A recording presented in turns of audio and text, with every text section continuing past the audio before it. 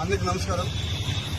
ఏదైతే ఈరోజు జనసేన పార్టీ అధ్యక్షుల వారు ఏదైతే కమిటీ ఇచ్చారో ఆ కమిటీకి నేను నాకేం జరిగిందో పూర్తి వివరణ ఇవ్వడం జరిగింది.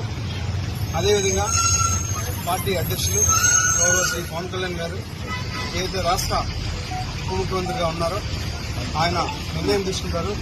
ఆయన నిర్ణయం తీసుకున్న తర్వాత నేను మళ్ళీ మరొక మారి ప్రెస్ మీట్ పెట్టి ఇంకా పూర్తిగా ఇస్తానని చెప్పి మీడియా మిత్రులందరికీ తెలియజేస్తాను. మరొకసారి మీ మీద ఒక కేసు నమోదని తెలిసింది సార్.